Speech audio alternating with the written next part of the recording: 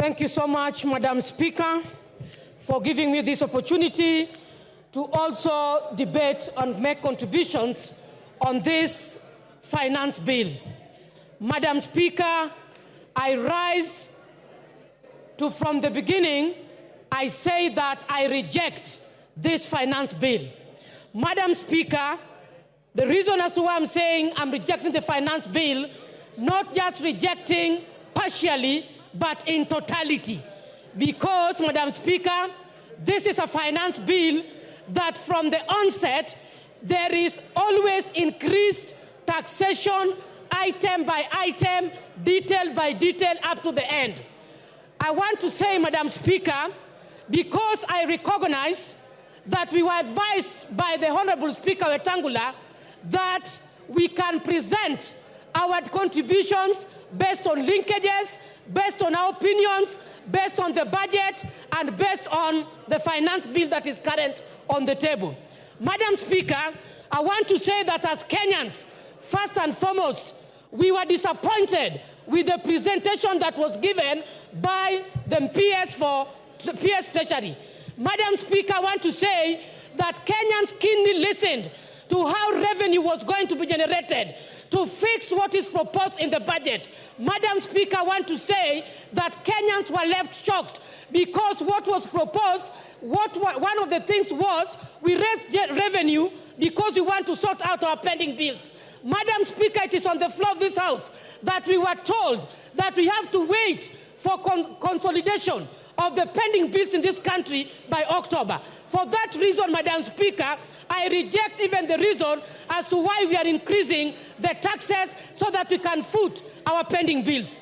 Madam Speaker, I want to say that this House, the leaders must rise up and support. And I want to ride on the presentation by MP Honorable Sylvia, who said that personally she does not understand what a finance bill is. I want to say that even yesterday we know that our colleagues were invited at State House. I thought they were going to make meaningful contributions, Madam Speaker, and give contribution as to why they think they are under siege in the respective constituencies where they come from. Madam Speaker, I want to register in this House that we share as colleagues, but the kind of issues that we are saying that we are relying, the Azimio of this other side of the opposition is relying on social media.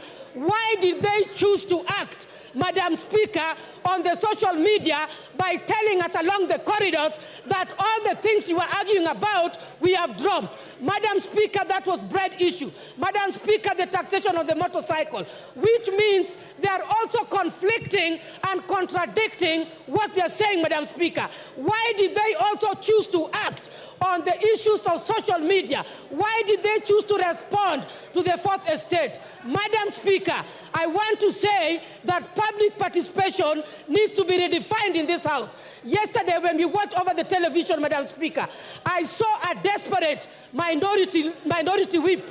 That is, I saw a desperate Honorable Whip Osoro, when he was very desperate of trying to convince Kenyans and deeply thinking on how taxation on bread has been dropped, on how taxation of motorcycles have been dropped. I saw a desperate and so much a person who is under pressure.